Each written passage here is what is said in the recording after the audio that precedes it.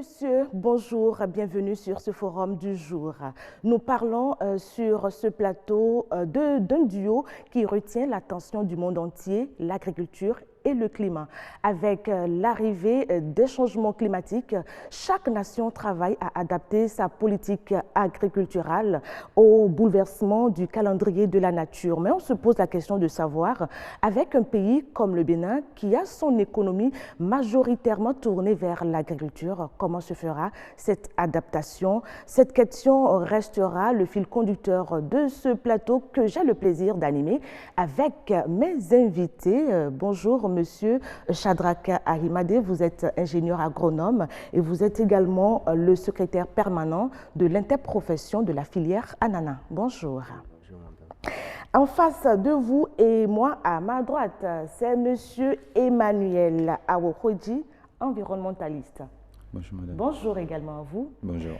Et dans le public, comme le voudrait la tradition du forum du jour, nous avons des acteurs qui sont également dans le secteur de l'agriculture qui auront à se prononcer, à donner leur idée quant au changement climatique et à leur pratique, à leur activité au quotidien, à savoir l'agriculture. Alors, ma première question est de demander à M. Aramide les bouleversements aujourd'hui des changements climatiques. Est-ce qu'il y a lieu de s'inquiéter pour notre agriculture? Ok, merci madame la journaliste. Le changement climatique aujourd'hui constitue une réalité et ses effets à travers les phénomènes extrêmes climatiques se ressentent durement au niveau de l'agriculture. Et il y a lieu de s'inquiéter si rien n'est fait et c'est pour cela il faut conjuguer les efforts au niveau de toutes les parties, les agriculteurs et la recherche, les pouvoirs publics et les partenaires au développement. Il faut conjuguer tous les efforts. Il faut conjuguer tous les efforts pour travailler ensemble pour améliorer la résilience climatique de notre agriculture et également dans le même temps travailler pour atténuer l'émission des gaz à effet de serre. Les GEZ. Voilà, merci Monsieur Aramide. Si rien n'est fait, si on n'améliore pas la résilience, l'heure sera grave et on risque une catastrophe. Il ne faudrait pas en arriver là. Je crois que vous ne direz pas le contraire de ce que pense votre homologue autour de cette table-là, votre ami en face de vous. Non, effectivement, parce que aussi bien au plan national qu'au plan international, la question d'actualité, elle est toujours. Et déjà depuis un certain nombre d'années, beaucoup d'efforts sont en train d'être consentis pour beaucoup plus aider la communauté ou les êtres humains que nous sommes à pouvoir gérer la situation qui est changeante et qui d'une certaine façon, est aussi inquiétante. Alors, est-ce qu'il suffit que les pluies se fassent rares ou qu'il y ait inondation ou sécheresse en abondance pour qu'on parle de changement climatique? Lorsqu'on parle de changement climatique, il s'agit de surtout se concentrer sur les modifications ou les sources de changement qui ont trait à l'homme, qui sont anthropiques. Parce qu'il faut le dire, à l'état naturel, il y a des gaz à effet de serre qui sont projetés par la nature et qui contribuent à l'équilibre physique et puis climatique de la Terre, déjà à l'état naturel. Maintenant, le problème se pose lorsque, en plus de ces gaz existants, l'être humain ou les êtres humains que nous sommes rejetons dans l'atmosphère d'autres gaz à effet de serre qui aggravent la situation ou qui les exacerbent en fonction de l'endroit ou de la région. Donc, lorsque nous parlons de changement climatique, il s'agit surtout de ce surplus qui est rejeté dans l'atmosphère par les êtres humains et qui contribue à aggraver les modifications climatiques qui sont normalement naturelles. Vous voulez dire par là qu'il faut revoir certaines de nos habitudes, nous en tant qu'humains de cette planète? Justement, parce que les scientifiques l'ont prouvé que parmi les gaz à effet de serre, le dioxyde de carbone est le gaz le plus aisément rejeté dans l'atmosphère et en plus de lui, il y a également le méthane. Donc ce sont les deux gaz qui sont souvent les plus cités en matière de changement climatique parce qu'on dit c'est à cause de la forte industrialisation, de la déforestation, de l'élevage industriel, de tout ça, que ces types de gaz sont rejetés dans l'environnement. Donc le problème vient de la façon dont nous sommes en train d'approcher peut-être, je dirais, les méthodes de développement ou le développement économique d'une certaine façon. Mais ça dit qu'il faut revenir à l'étape de nos aïeux, nos ancêtres qui cultivaient la terre à la daba. Il ne faut pas passer à l'industrialisation. Enfin, je suis tentée de poser la question à M. Hamid. Est-ce qu'il faut revoir donc à la base notre façon de produire pour sécuriser ce cadre qui est l'environnement? Bon, il faut revoir notre production et la rendre plus durable. Et il faut, certes, travailler pour la modernisation de l'agriculture, mais il faut que cette modernisation soit durable. Il ne faut pas détruire les écosystèmes. Il faut travailler pour que l'agriculture soit beaucoup plus durable avec des technologies. Il faut plus œuvrer pour un développement propre. Et aujourd'hui, l'agriculture ne peut pas rester toujours archaïque et elle doit être modernisée. Mais dans cette modernisation, il faut de la mesure. Il faut de la mesure.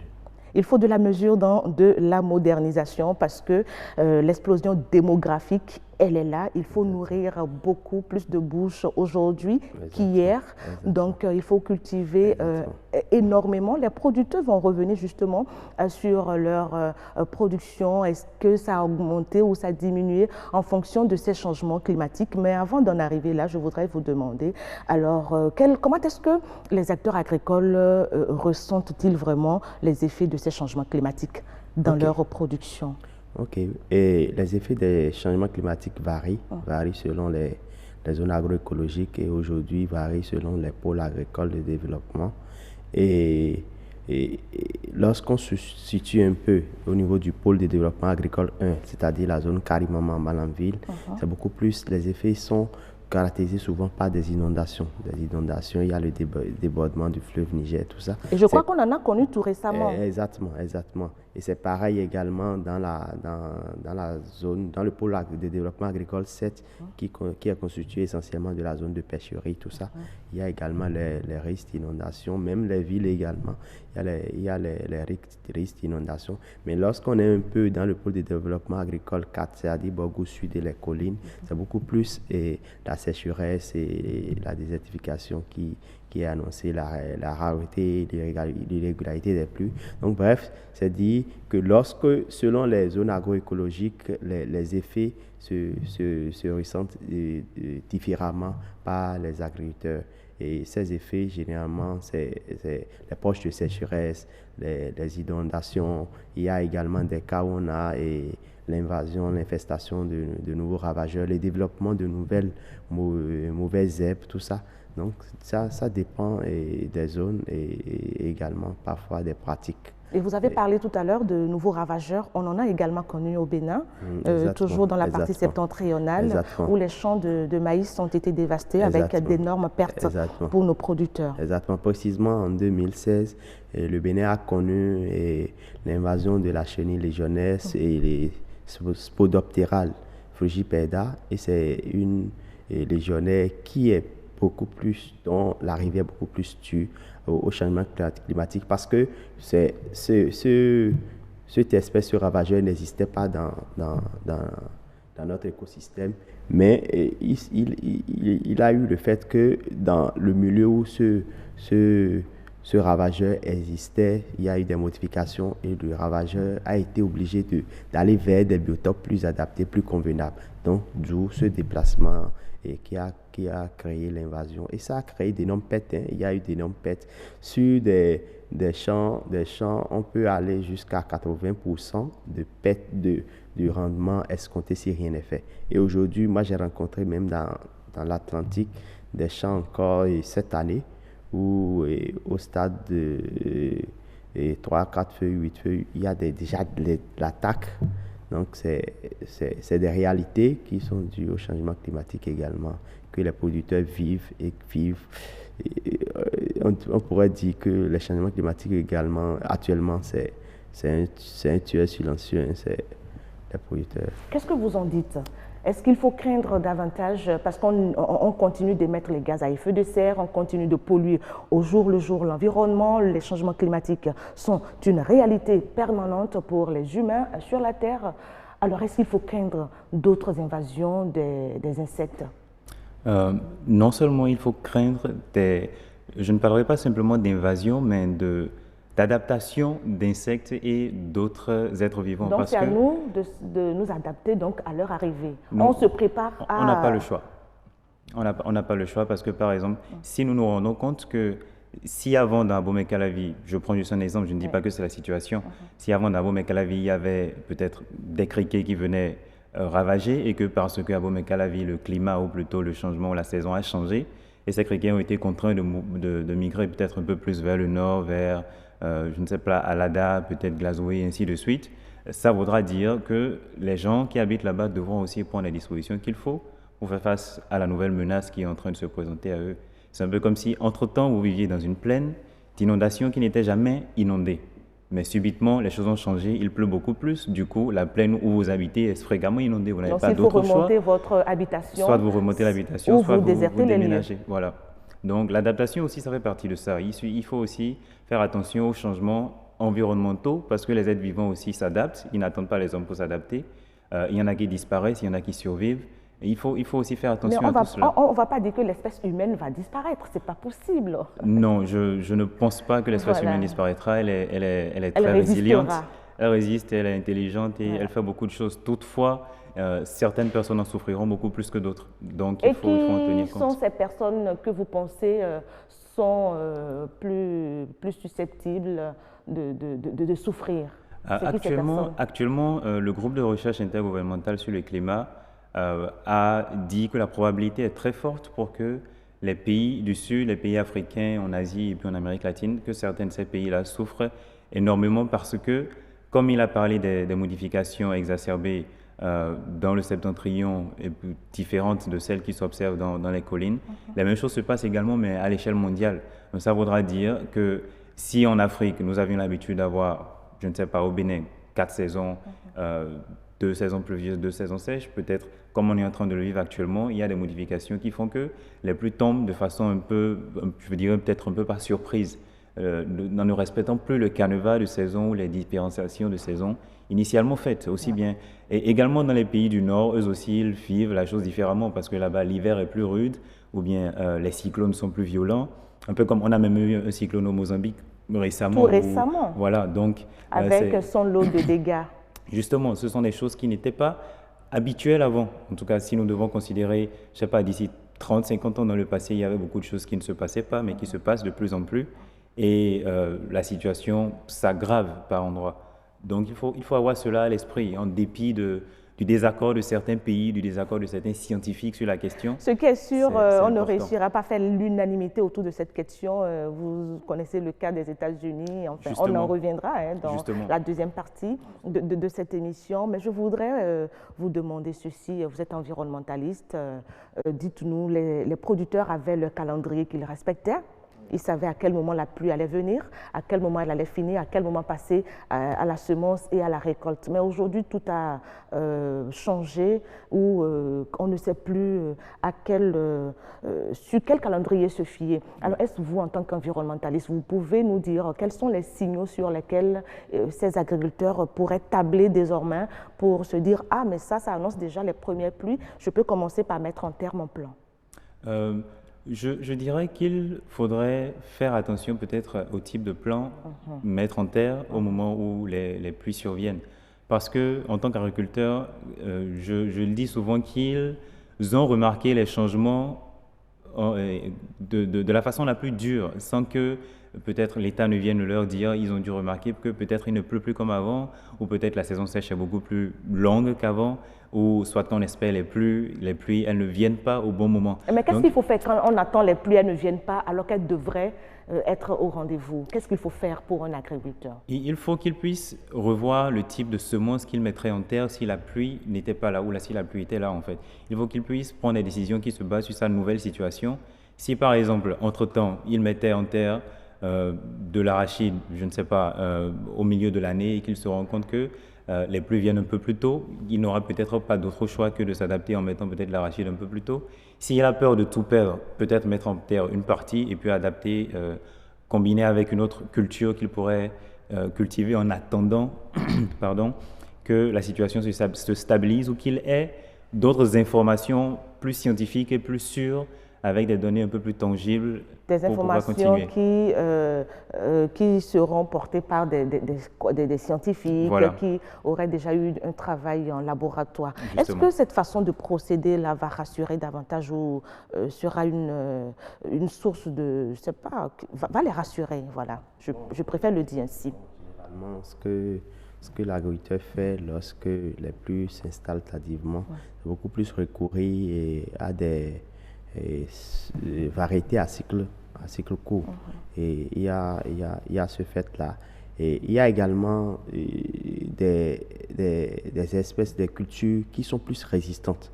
Lorsqu'on prend par exemple le manioc est beaucoup plus résistant aux poches de sécheresse que des cultures comme le maïs. Donc c'est beaucoup plus aller beaucoup plus à une agriculture intelligente face au climat. On ne peut plus faire de l'agriculture comme ça se faisait pour dire bon, on met cette tête en non.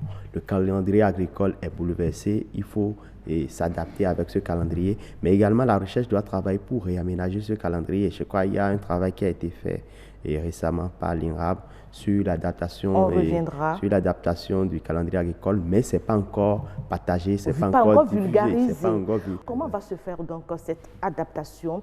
On reviendra après cet élément que je vais vous inviter à suivre. La fin est-elle à nos portes? Le réchauffement climatique ne facilite pas du tout la tâche aux acteurs du secteur agricole. Un réchauffement climatique qui, selon les spécialistes, est causé par l'émission de gaz à effet de serre. Le climat agissant négativement sur l'agriculture menace indirectement la sécurité alimentaire. La sécheresse et les inondations pourraient se révéler dévastatrices pour les rendements culturaux. Les producteurs seront obligés de trouver d'autres sources d'alimentation animale ou de réduire la taille de leurs troupeaux. Des saisons de végétation seront désormais brèves. Des températures plus élevées diminuent les rendements des cultures utiles tout en entraînant une prolifération des mauvaises herbes et des parasites. La modification des régimes de précipitation augmente la probabilité de mauvaises récoltes à court terme et d'une baisse de la production à long terme. Les chercheurs considèrent donc que les pays africains devront protéger et consolider leurs ressources hydriques cruciales pour la sécurité alimentaire. La transformation du climat peut avoir des effets à la fois positifs et négatifs sur l'agriculture. Elle peut agir à différents niveaux. Plusieurs études de l'incidence des changements climatiques ont démontré que le réchauffement climatique va s'accentuer dans les 60 prochaines années. Beaucoup de pays s'adapteront au changement et certains pourraient même en tirer des opportunités de nouvelles cultures. Il est vital de s'adapter et de mettre en œuvre une vraie coopération mondiale, d'où les COP. Est-ce que réellement les COP ont apporté quelque chose à l'avancement dans les débats par rapport au changement climatique et l'agriculture? Les COP ont apporté beaucoup parce que d'abord, les COP constituent la conférence des parties et l'instance la plus importante de la Convention cadre des Nations Unies sur les changements climatiques. Et c'est au cours de cette conférence-là déjà que les États parties ou les États du monde entier se réunissent pour pouvoir discuter des questions du climat. Et déjà, au sein de la Convention, déjà il y a certains articles qui ont mentionné l'importance de l'adaptation et de la responsabilité commune mais différenciée de tous les États qui sont membres. Cela signifie que si en matière de changement climatique, on dit que ceux qui émettent les gaz à effet de serre sont peut-être la Grande-Bretagne, les États-Unis, la France, ils n'auront pas la même responsabilité à l'égard du monde entier que le Bénin, le Zimbabwe ou le Togo, par exemple. Donc c'est ce qui implique que les responsabilités sont communes mais différenciées et on espère quand même que tout le monde puisse mettre la main à la pâte afin que les effets puissent vraiment être communs et puis beaucoup plus avantageux. Alors quand vous dites que tout le monde doit mettre la main à la pâte, c'est-à-dire les gros pollueurs et même ceux qui ne polluent quasiment rien. Oui, parce que ceux qui ne polluent quasiment pas, l'ironie c'est que ce sont eux qui en souffriront le plus. Mais dans l'élément qui est passé il y a quelques minutes a révélé que il y a les effets qui peuvent être positifs. Je n'arrive pas à comprendre en quoi est-ce que les changements climatiques peuvent profiter certains pays. Il y a certains pays actuellement qui n'ont pas autant de superficie agricole que d'autres, je dirais, parce qu'ils sont recouverts de neige ou peut-être parce que les conditions climatiques actuelles ne s'y prêtent pas. Et ce qui va se passer, c'est qu'avec le changement de température, ne serait-ce que d'1 degré Celsius, d'un degré et demi Celsius au plan mondial, va aider ou plutôt pousser ces pays-là à perdre de la superficie enneigée. Ce qui signifie qu'il y aura une superficie qu'on pourra cultiver qui sera nouvellement disponible pour ces pays. Donc ils pourront se mettre à l'agriculture sur des endroits ou sur des espaces un peu plus grands. Et en même temps, les scientifiques ont aussi dit que le fait que ce changement de température puisse arriver va augmenter également la photosynthèse au niveau de certaines plantes. Et donc, dans certaines régions, des plantes auront plus de facilité à croître que d'autres. Donc, ça fait partie des avantages qui sont souvent mentionnés lorsqu'on parle des changements climatiques. Il y en a certainement d'autres qui existent dans les détails et qui demandent un avis scientifique et des recherches un peu plus poussées. Bon, surtout beaucoup plus d'observations parce que nous sommes en 2017, on ne sait pas en 2019, pardon, on ne sait pas ce que la situation sera d'ici 30 ou 50 ans, donc on attend de voir également. Ou bien, est-ce que nous avons toujours le rendement qui est là avec les producteurs, toujours dans cette ligne droite d'adaptation, qu'est-ce qu'ils doivent faire? C'est là, le temps est là, ils font avec, mais est-ce que le rendement est toujours présent? Bon, le rendement n'est pas toujours au rendez-vous. Et il y a les changements climatiques qui sont une des causes, mais il y a également d'autres causes. Et il y a les facteurs de production. Si les facteurs de production, c'est-à-dire les intrants et la main-d'œuvre, tout ça, le financement pour la production, si tous ces éléments ne sont pas au rendez-vous, et le rendement n'est pas au rendez-vous. Mais ce que je voudrais dire par rapport au changement climatique, il y a beaucoup plus des mesures, des adaptations qu'il faut prendre. Aujourd'hui, il faut beaucoup plus recourir à des semences à cycle court dont la période humide nécessaire est moindre. Et il faut également promouvoir les méthodes de gestion durable des terres. Il faut aller à une agriculture intelligente face au climat. Il faut également que les producteurs puissent s'informer des informations agro et météorologiques et s'adapter également. Il faut également diversifier l'agriculture parce que lorsque il y a des cultures qui sont plus vulnérables au changement climatique que d'autres. Donc lorsque c'est diversifié, ça permet de trouver son compte lorsqu'on fait la moyenne des revenus. Il y a également le fait que les producteurs doivent beaucoup plus penser à l'agroforesterie également. C'est-à-dire, pour ceux qui nous suivent? Bon, l'agroforesterie, c'est-à-dire c'est penser à l'association des arbres et à la production. Voilà. Il y a un ratio d'arbres par hectare, tout ça, il faut respecter ces aspects-là.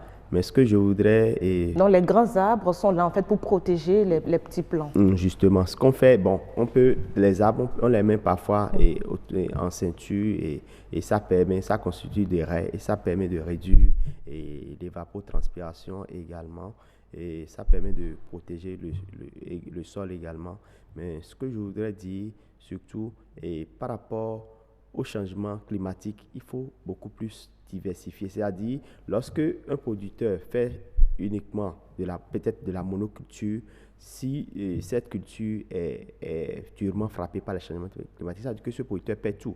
Mais si ce producteur est diversifié et peut-être a un élevage à côté et peut-être a un petit potager à côté, à différentes sources de revenus, il faut diversifier les sources de revenus. Donc vous voulez dire par là que l'agriculture intégrée est une solution, entre autres? L'agriculture intégrée est réellement une solution et ça permet de diversifier les sources de revenus et d'améliorer la résilience. Voilà. Lorsqu'on parle d'amélioration de la résilience, qu'il y a des effets, mais malgré ces effets, on essaie de s'en sortir et puis de réussir. Parce qu'une chose est sûre, il ne faut pas qu'on se leurre, il faut qu'on tienne un discours franc l'un envers l'autre. Les changements climatiques ne sont pas inévitables. Ils s'imposent à nous donc de savoir comment s'adapter. Alors, nous faisons notre première descente dans le public et là, c'est pour donner la parole aux acteurs eux-mêmes qui nous disent un peu ce qu'ils pensent des changements climatiques. Comment est-ce que ces changements climatiques influent sur leur activité et comment est-ce qu'ils s'en sortent, l'adaptation dont on parle aujourd'hui. Bonjour monsieur, présentez-vous et dites-nous qu'est-ce que vous en pensez. Merci madame. On m'appelle Loupéda Jean. Je suis le secrétaire général du groupement des exploitants agricoles du Bénin. Je suis exploitant dans la commune de Semekoudji, surtout je suis dans le maraîchage. Et merci parce que ce thème, agriculture, changement climatique, c'est un thème d'actualité. Et je voudrais dire que lorsqu'on parle de changement climatique, c'est un phénomène qui vit avec nous tous les jours. Donc, c'est planétaire, ce n'est pas spécifique au Bénin. Il est là et il vit avec nous et nous devons nous adapter à ses caprices. Et aujourd'hui, c'est vrai, et par l'ignorance, nous avons souvent négligé les aspects négatifs liés au changement climatique. Mais nous nous sommes rendus compte que nous sommes tenus de s'adapter. S'adapter parce que lui, il est là, c'est inévitable, et il nous revient de voir les différents, phénomènes néfastes que le changement climatique produit pour pouvoir s'adapter. Aujourd'hui, lorsque nous nous sommes dit qu'il faut mettre des plans de couverture pour protéger nos végétations, nos productions. Qu'est-ce que je voudrais dire par là? Lorsque vous avez votre ferme, vous faites un effort de ceinturer cette ferme-là d'arbres. Ça permet de garder, l'humidité pour une longue durée. Et nous utilisons aujourd'hui les semences à cycle court. Supposons que vous avez l'habitude d'utiliser des semences de 3 mois, 4 mois.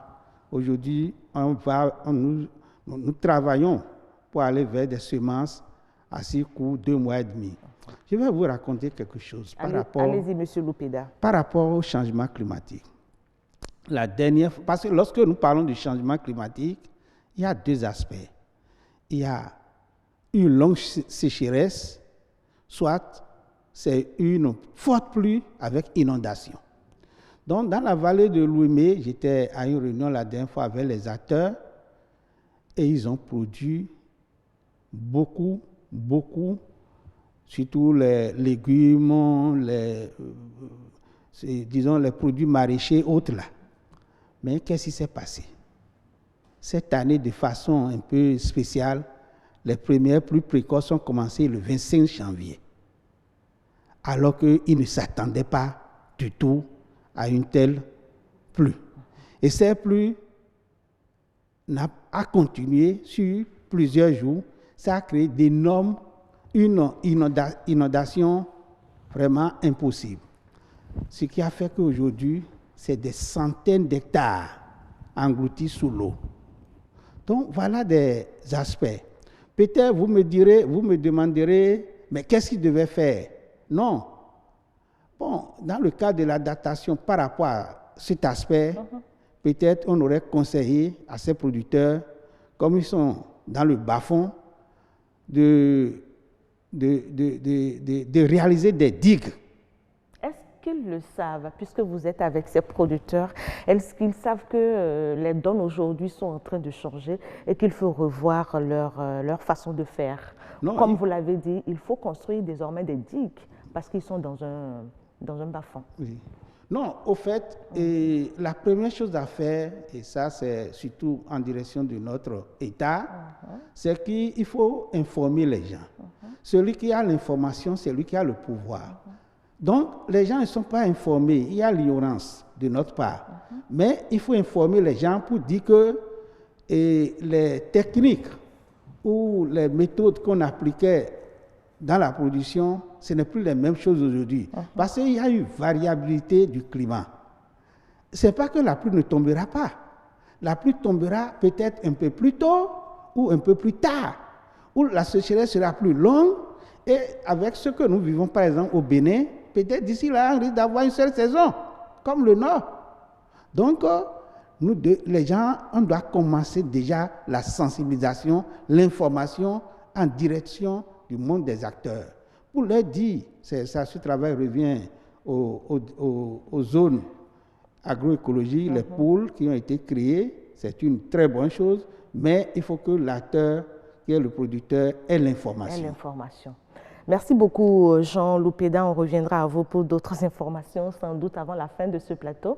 Je vais vous demander de passer le micro au frère d'à côté qui va faire le même exercice, donc se présenter et nous dire un peu comment est-ce qu'il vit, lui, les changements climatiques.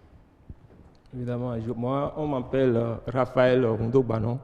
Je suis exploitant agricole dans la commune de Toribosito et je suis affilié aussi à GEA, c'est-à-dire le groupement des exploitants agricoles du Bénin. Bon, ce changement climatique, nous le vivons au jour dans nos champs. Et ça a même amené un décalage au niveau du calendrier de la mise en place de nos cultures aujourd'hui. Qu'est-ce que vous cultivez dans votre zone majoritairement? Majoritairement, c'est surtout les céréales. Il y a le maïs, il y a l'ananas, il y a le manioc que nous produisons, il y a aussi les produits de maraîchage que nous exécutons à Toribosito. Bon, dans le décalage de ces calendriers, de la mise en place de ces cultures, qu'est-ce que nous constatons aujourd'hui? C'est que ça ne nous permet plus, en tant qu'agriculteurs aujourd'hui, d'avoir une planification dans le temps. Et ça, avec ces bouleversements, qu'est-ce que nous arrivons à faire? Vous aurez même à constater aujourd'hui que le maïs qui se faisait en grande quantité dans cette commune, aujourd'hui, c'est le maïs frais qui est en train de prendre la place sur le maïs sec que nos parents arrivaient à stocker, à avoir des greniers dans des familles avant. Maintenant, on n'observe plus ces genres de greniers aujourd'hui. Donc, c'est le maïs frais maintenant qui a pris la place. Or, avec la précocité de ces pluies et autres-là, c'est ça qui, pour pouvoir atteindre les deux bouts des deux saisons que nous avons, on est obligé de vendre ces maïs frais aujourd'hui à Toribosito. Et là, ça ne permet plus d'avoir des stocks en période de soudure pour l'alimentation à la fin. Donc le paysan, malgré tout ce qu'il fait, il est amené encore à acheter le maïs pour pouvoir manger à la fin du cycle, ce qui n'est pas bon. Donc vous allez constater aussi aujourd'hui encore qu'il y a d'autres cultures qui ont tendance à diminuer dans la commune.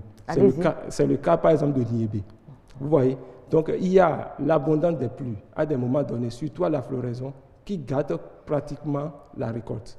Donc sinon le taux d'humidité à la récolte, ça ne permet plus aux paysans aujourd'hui d'avoir la récolte escomptée. D'accord. Donc ces cultures, donc avec ce changement climatique, le paysan a tendance maintenant à laisser ces cultures en dépit de d'autres, sinon il s'accentue plus sur ce qui va lui être rentable.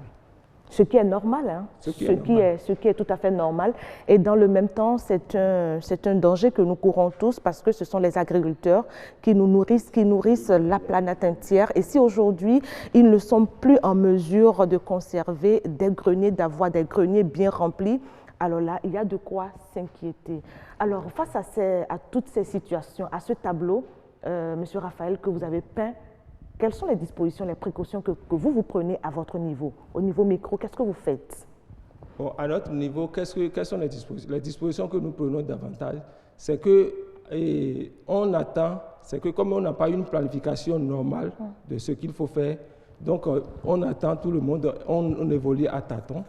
Donc dès qu'il n'y a plus, donc on se précipite seulement pour mettre tout ce qu'il faut, toutes les semences que nous avons sous notre main. Donc, on essaie de diversifier un peu partout avec les choses. Mais encore, qu'est-ce qu'on constate? C'est qu'avec la forte température à des niveaux donnés, surtout pour le maïs, comme l'ingénieur vient de dire, donc il y a aussi une chenille qui vient encore ravager, que nous constatons encore dans ces champs de maïs aujourd'hui, qui détruisent encore ces cultures. Donc, nous ne savons pas à ces niveaux qu'est-ce qu'il faut faire exactement. Donc, vraiment, on est en train, chaque fois, il y a ces questions-là qui reviennent encore au niveau de la tête des voilà le agriculteurs cri, que nous sommes aujourd'hui. l'appel que lancent en même temps les acteurs eux-mêmes. Moi, ça me fait peur, ça me fait peur et je me tourne vers vous, puisque c'est vous qui travaillez avec, avec ces acteurs de la terre, qui sont les acteurs premiers du système agricole. Alors, pourquoi est-ce qu'ils n'ont pas l'information? Ils l'ont déploré. Qu'est-ce qui se fait?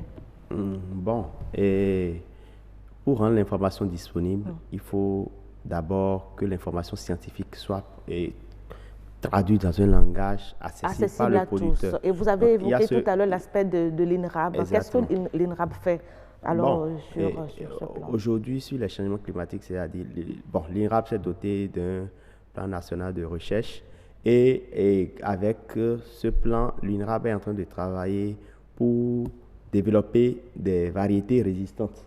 Des variétés résistantes au stress hydrique dans les zones où il y a des poches de sécheresse et un peu plus dans la zone du Malanville, Carimama. Pour la riziculture, par exemple, ils ont développé des variétés résistantes à l'inondation parce que les problèmes diffèrent.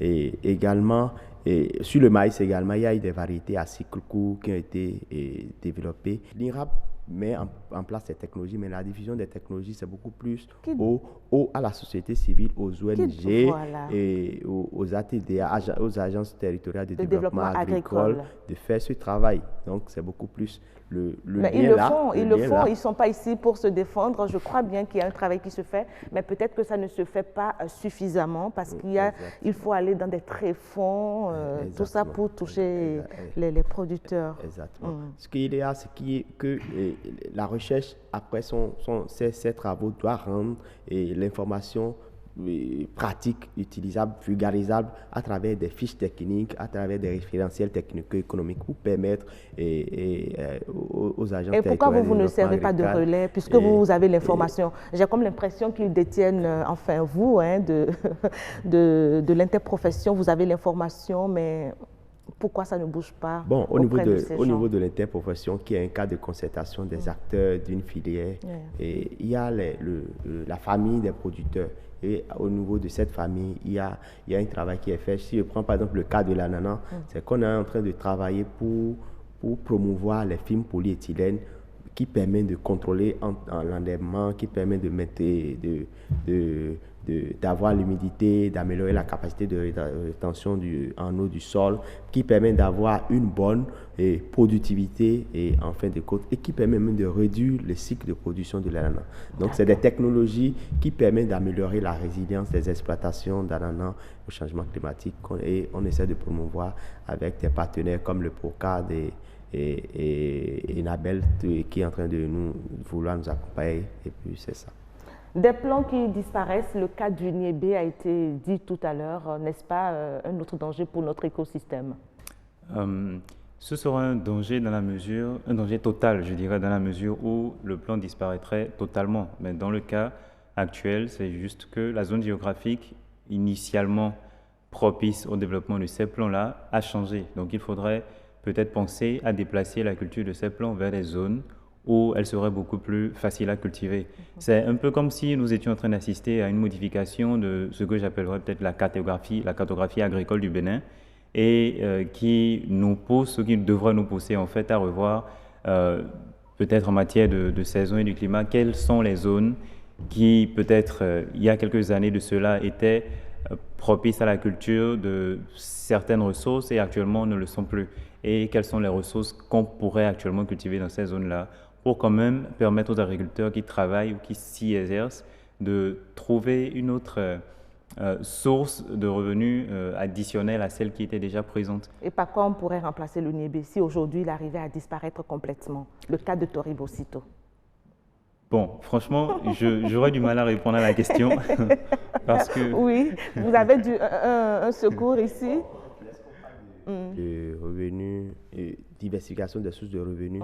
Au fait, la sécurité alimentaire, il y a l'accès physique, mais il y a l'accès financier. Si le producteur peut-être a, par rapport au développement, au changement de son milieu, trouve que c'est une telle culture qui est plus adaptée, si le producteur arrive à générer des revenus avec cette culture, avec cette culture, le producteur peut utiliser ce revenu-là pour acheter. Donc, il y a ce qu'on appelle en économie l'avantage comparatif. Si le producteur pense qu'il a un avantage comparatif à produire peut-être l'ananas et peut-être le manioc à torrer que de faire le nébé qui n'est pas très productif, le producteur va s'adapter et va s'accoler aux cultures qui est plus productive dans sa zone. Mais ça ne signifie pas que cette culture qui n'est pas productive dans une zone A n'est pas productive dans une zone B.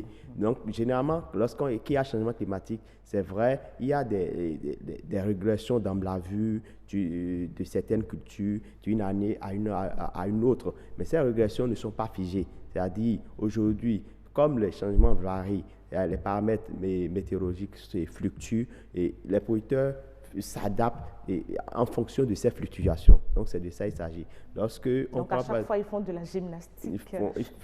Bon, c'est pas forcément de la gymnastique, mais c'est beaucoup plus de l'agriculture intelligente. C'est beaucoup plus de l'agriculture intelligente. Et lorsqu'on parle de revenus et sources de revenus alternatives, les producteurs, celui qui fait de l'agriculture peut développer son élevage à côté, et peut avoir peut-être une porcherie, un élevage de lapins, peut peut-être mettre des bacs au sol pour avoir de la pisciculture, peut aussi peut-être penser, si le producteur a également de la disponibilité, penser à mettre en place des plantations, aujourd'hui des plantations comme les palmiers à huile et tout ça, et les plantations comme le teck, tout ça. Donc c'est beaucoup plus des mesures qui permet d'améliorer la résilience. Donc, lorsqu'on parle de trucs cas, c'est beaucoup plus qu'on peut dire. Une étude a prouvé que les changements climatiques influent sur la personne, le capital et les exploitations également. Alors, on va voir avec notre invité, un autre sur ce plateau, c'est Monsieur Novidé, qui va se présenter plus amplement à nos amis téléspectateurs. Il est aussi distributeur d'intrants. Alors avec lui, c'est justement pour savoir, parce que la question d'intrants est revenue à plusieurs reprises dans les propos et tout à l'heure, c'est de savoir en quoi est-ce que les intrants en sont pour beaucoup dans la réussite de cette adaptation que nous prônons aujourd'hui dans le secteur agricole. Bonjour monsieur. Bonjour madame, je vous remercie beaucoup. On m'appelle Novidé Edmond, moi je suis producteur maraîcher. Et dans la zone de Paou. Évidemment, le changement climatique aujourd'hui, qui sévit dur, se fait sentir à tous les niveaux. Et nous allons remarquer dans ces derniers temps-ci qu'il y a beaucoup de producteurs agricoles maintenant qui se transforment aujourd'hui en maraîchers. Parce qu'à ce niveau, on voit que les produits sont arrosés. Donc on n'a pas besoin nécessairement d'attendre la pluie avant d'avoir la récolte. Si par ailleurs aussi, les scientifiques, ceux qui nous ont dit, n'ont pas menti, que l'arbre aussi contribue à la correction du changement climatique et que depuis des années, notre roi Guézo nous avait bien dit de planter un arbre à chaque enfant qui naît. Mais pourquoi pas aujourd'hui ne pas multiplier la plantation des arbres et que ce soit encouragé par nos gouvernants. Si à chaque anniversaire, on pourrait planter des arbres pour manifester l'événement, ça serait aussi très bon. Nous avons aussi beaucoup d'arbres dans le pays qui pourra corriger aussi la chose. D'accord. Et aujourd'hui, remarquez que en toutes saisons, maintenant, on a du maïs frais. Parce que les gens ont commencé par aussi à arroser aussi le maïs dans leur unité de production et ce qui leur permet de vendre du maïs frais pour se faire des revenus. Donc, si par ailleurs, on pouvait arroser des cultures pour avoir des revenus, pourquoi ne pas réserver les cours d'eau, les abords de nos cours d'eau pour l'agriculture? Et cela permettra aux producteurs d'avoir plus facilement de l'eau pour l'arrosage des cultures. Mais cependant, le maraîchage aussi ne manque pas aussi il y a aussi des inconvénients à ce niveau aussi parce que il y a les maladies qui se multiplient, les insectes qui se multiplient. Donc... Et par rapport aux semences, je voudrais bien savoir, quelles sont les semences aujourd'hui qu'il faut que nos agriculteurs mettent sous terre? Oui, par rapport aux semences aujourd'hui, tel que l'a dit monsieur l'ingénieur, il faut adapter aujourd'hui à des semences assez court. Est-ce que nous les avons aujourd'hui suffisamment? Est-ce qu'il y en a? Pas suffisamment, malheureusement. Non, pas suffisamment. Et bon, de faire aussi un effort que des semences soient aussi produites chez nous ici. Parce que beaucoup de semences sont importées, ce qui ne nous arrange pas. Donc, il faut encourager les producteurs à produire les semences ici. Ça leur fait aussi une source de revenus. Donc, à ce niveau-là, vraiment, le gouvernement est beaucoup interpellé parce qu'on ne peut rien faire sans le gouvernement. Exactement. Parce qu'il est à l'amont et à l'aval. Merci beaucoup, M. Nonvilliers. Pour accompagner les producteurs à tous les niveaux, donc c'est le gouvernement qui détient les techniciens, les formateurs, l'informateur et tout qui peut mettre à la disposition des producteurs pour qu'on puisse mieux évoluer.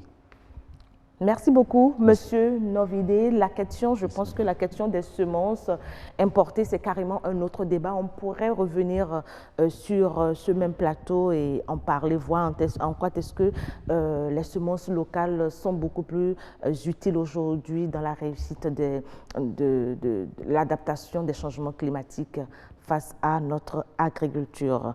Merci beaucoup, Monsieur Nonvilliers. Vous allez remettre le micro à côté de vous. C'est un jeune qui fait beaucoup, qui propose beaucoup de solutions aux producteurs, aux acteurs du secteur agricole. Il va se présenter et nous dire un peu ce que lui pense faire ou qu'est-ce qu'il fait déjà pour permettre aux acteurs de mieux se porter, de mieux produire pour nous aujourd'hui. Bien, merci. Bonjour le plateau, bonjour à la maison. Bonjour. Moi, c'est Roland Alavor, je suis développeur informatique. Et dans ce sens-là, la question du changement climatique nous interpelle aussi, parce que nous avons entendu parler en quantité et en qualité ici d'adaptation. Le changement climatique et l'agriculture, c'est la cause et la conséquence. Et le changement climatique est dû à nos habitudes, donc il faut déjà une sensibilisation et les technologies savent proposer des outils dans ce sens-là. Donc ce sera déjà de fournir à nos frères et sœurs des outils qui leur permettent déjà de savoir quelles sont les habitudes qui accentuent ces effets du changement climatique et les inviter à moins faire. Et j'aimerais être un peu vulgaire en disant que nous parlons quand même de faim. Et si nous avons faim, rien ne marchera. Donc c'est une question qui est très primordiale. On va sensibiliser les gens sur ce qui est de leurs habitudes pour améliorer notre environnement. Et on va aussi les sensibiliser sur les moyens de production nouvelles qui sont en train de se mettre en place. On a dit tout à l'heure qu'il y a des solutions justement qui ont été énoncées ici, mais que nos agriculteurs ne connaissent pas forcément. Donc la technologie va permettre déjà d'avoir des supports plus adaptés à la cible que nous avons, qui sont des agriculteurs, et qui vont permettre de répandre l'information sur la nouvelle façon de produire, efficacement en harmonie avec les effets de ces changements climatiques. Donc la technologie, à travers tous les acteurs que j'invite d'ailleurs à s'intéresser beaucoup plus à la question, parce que eux aussi, ils mangent. Ce serait déjà de nous réunir, de nous approcher de ces acteurs agricoles, d'apprendre de ce qui se fait pour que les effets du changement climatique aient de moins en moins d'effets et que nous apportions notre savoir-faire pour améliorer le travail qui se fait. Je vais d'ailleurs faire un clin d'œil et lancer mes félicitations à tous ces organismes-là qui se battent pour que nous ayons des semences qui sont de plus en plus adaptées, des centres de recherche. Je sais que il n'y en a pas suffisamment, ils l'ont dit, il n'y en a pas suffisamment. Je sais que la recherche se fait dans la limite du possible dans notre pays et moi je pense que c'est ce qui est primordial d'ailleurs face à cette question, parce que nous n'allons pas attendre que les autres résolvent leurs problèmes avant de se préoccuper de comment nous on vit. Encore que c'est nous qui nourrissons pour la plupart, la grande majorité du monde. Donc il va falloir que les actions en recherche soient multipliées, soient accompagnées et qu'on permette à nos diplômés qui font beaucoup de pouvoir déjà mettre en exergue ce qu'ils ont appris, que ce ne soit pas que des diplômes qui sont dispensés, mais que ce soit des problèmes réels. Pourquoi ne pas sélectionner des questions qui font justement la vie de l'économie, la vie de cette agriculture-là, qui sont motivées, qui sont promues pour que nos étudiants travaillent dessus, pour sortir des sujets qui ne restent pas à la bibliothèque, mais qui servent vraiment à améliorer la situation. Un peu comme le suggère à Hamidé, Shadrach, c'est que cela sorte donc des tiroirs des laboratoires pour atteindre les intéressés eux-mêmes. Merci beaucoup, Roland Alavor, pour cet apport très important dans cette émission. Alors, on va faire rapidement un tour de table parce qu'on me fait signe que l'émission est en train d'arriver à son terme. Est-ce que ces propos du jeune Alavor rassurent les uns et les autres dans l'accompagnement de ces acteurs? Je commence par vous, Monsieur Shadrach Hamidé. Ok, et ces propos rassurent et à la suite de Monsieur Alavor, je voudrais aussi lancer un signal à l'État qui fait beaucoup actuellement et à travers les réformes par rapport aux agences territoriales de développement agricole et direction départementale de l'agriculture, de la pêche. Il y a également le Fonds national de développement de l'agriculture qui est en train de faire. Et aujourd'hui, il y a l'investissement dans l'agriculture est massif. Il faut vraiment l'avouer. Il y a des projets qui sont en cours, mais d'autres qui sont en train de vouloir démarrer. Donc, il faut conjuguer les efforts, la recherche et la société civile, les ONG, les organismes de vulgarisation travaillent pour vulgariser correctement les technologies. Et puis, il faut que les producteurs aient accès au financement, aux ressources, aux aménagements. Merci beaucoup. Alors, vous, votre mot de la fin rapidement. Je suis entièrement d'accord avec ce que M. Alavor a dit concernant l'aspect scientifique.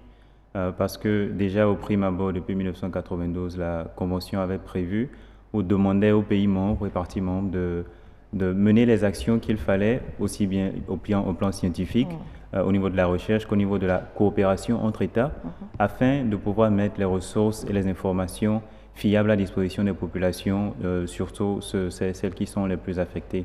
Donc, mais toutefois, cela dépend de toutes les formes de politique que nous mettons en œuvre aussi bien au plan national que sous-régional. Si nous décidons en tant que scientifiques de porter une voix vers les populations et que les politiques ne sont pas mises en œuvre pour que ces voix atteignent vraiment le maximum ou que la population puisse accorder de l'importance à ces voix, disons que l'effort ne sera pas vraiment important. Donc, voilà. Chers amis téléspectateurs, vous avez compris, c'est la fin de cette émission consacrée au changement climatique et à l'agriculture. Vous avez suivi là les acteurs qui ont fait des propositions, qui ont partagé avec nous leurs expériences. Il est donc nécessaire aujourd'hui de renforcer la résilience au choc des changements climatiques. Ceci est essentiel pour garantir la sécurité alimentaire et nutritionnelle et la gestion durable donc, des ressources. Merci, chers amis téléspectateurs, de votre aimable attention. À la prochaine.